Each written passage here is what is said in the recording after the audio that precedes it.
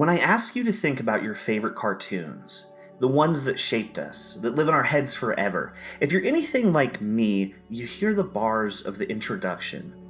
From the iconic bop of the Jetsons theme, to X-Men the Animated Series' gnarly guitar riff, paired over the mutants just being so awesome. Whether it's a particularly memorable theme song or an impressive, high-octane, action-packed series of in-your-face superhero action scenes, the intros stick in a way that nothing else does. You might not remember every episode, beat by beat, but you remember that opening theme. And for me, there's one cartoon introduction in particular from my youth that I think frames the era when it was made in a way that nothing else does. Hey, my name is Joe, and today we're going to talk about Batman Beyond's introduction sequence, what made it perfect, and the secrets that made it possible. Dear viewer, thank you for being here. I'm glad you're here with me. Now let's talk Batman.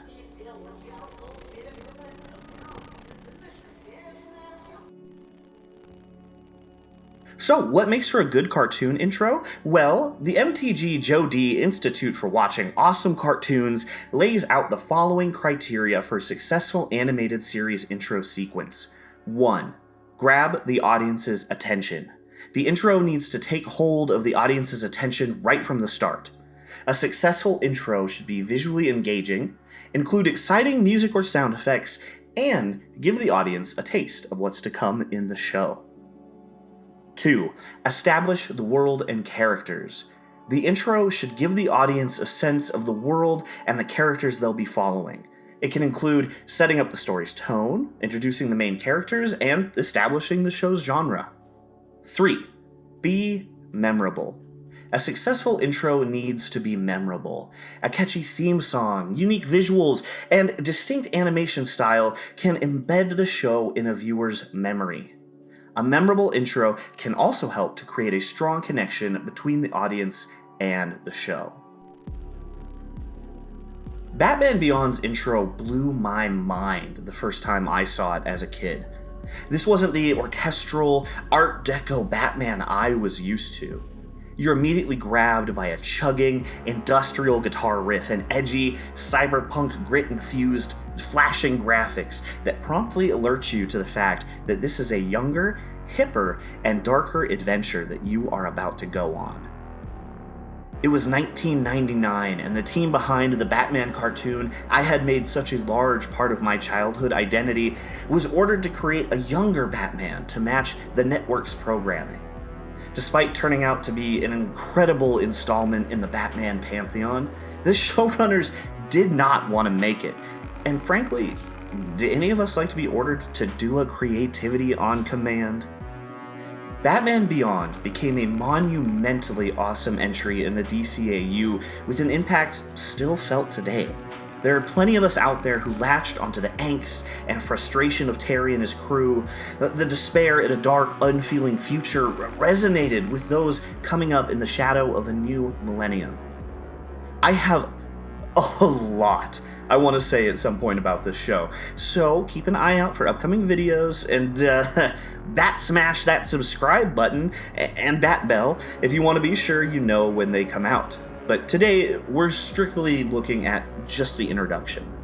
Let's break it down based on the tenets I outlined earlier. Does Batman Beyond's introduction grab the audience's attention? The trailer starts out with that driving, industrial-tinged beat and launches into imagery that evokes the kinds of rave-like cyberpunk motifs you might see in something like Blade Runner. You see a freaky hand with an eye, which we find out belongs to that creepy jerkwad Spellbinder, and some other images flash by, and then the text starts appearing amongst flashes of dark, futuristic bat stuff. Apathy, followed by some shock trooper-looking folks. Greed, followed by a shot of flying police cars. Corruption, followed by a scary picture of a gaunt-looking old Bruce Wayne. Power, followed by a very moody shot of Terry's face in front of a graveyard. Hope, followed by a shot of a bajillion bats flying through a starlit Gotham night sky that part ways to show us the new, slick, futuristic bat suit. Terry striking an intimidating pose in front of a full moon. This is all 17 seconds into a 54-second intro sequence. Right away, you understand the dystopian setting we will venture into within the show itself. I think it's safe to say the audience's attention is grabbed. Does Batman Beyond's introduction establish the world and characters? Yes it does. Already in those first 17 seconds, we've got a decent idea of two of the major players, and the tone has been absolutely nailed. We see that the show is set in a futuristic version of Gotham City, likely decades after the original Batman's time. The opening sequence establishes the dark and gritty atmosphere of the city with shots of towering skyscrapers and rundown streets. It visually introduces the character of Terry McGinnis, a high school student who stumbles upon the Batcave and learns Bruce Wayne's secret identity as the original Batman. The opening sequence also shows us some of the rad new Batman suit and gadgets, which are more advanced than the original Batman's equipment, and we get glimpses of some of the members of the new Rogues Gallery that will be testing Terry on his journey to become the Bat. Spellbinder, Blight, and Ink all make appearances in the intro. Overall, the introduction of Batman Beyond effectively establishes the new world and characters while also paying homage to the original Batman series. Was Batman Beyond's introduction memorable?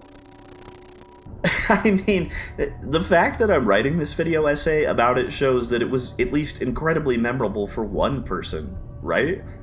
I went years and years between my last rewatches, but my brain never lost its memory of the grungy, cyberpunk epicness that is this intro.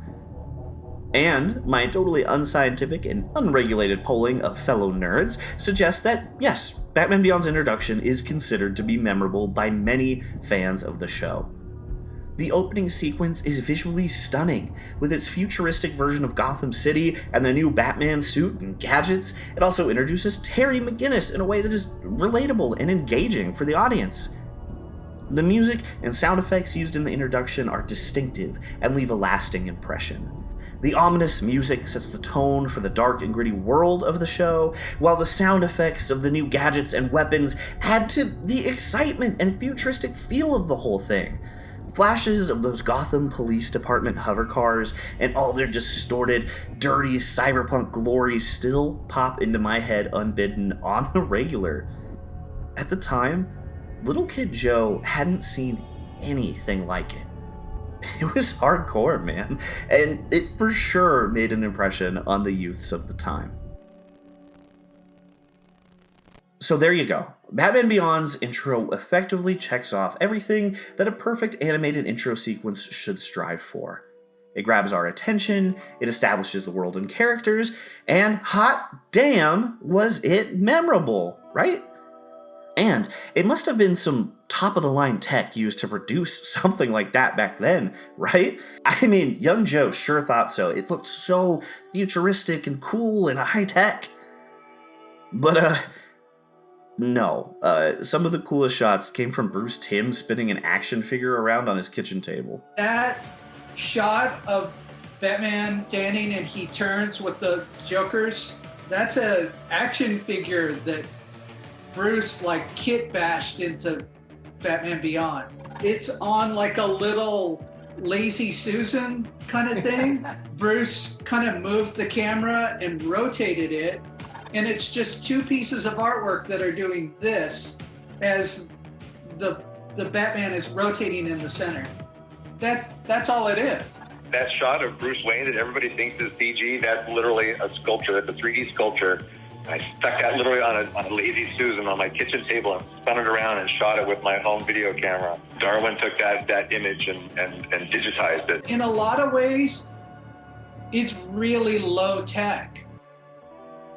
Hey, thanks for watching my video. I know it's been a minute since we've had anything come out. I've written and half-written, like, rewritten a million different scripts about stuff and just kept getting stuck and I didn't like them.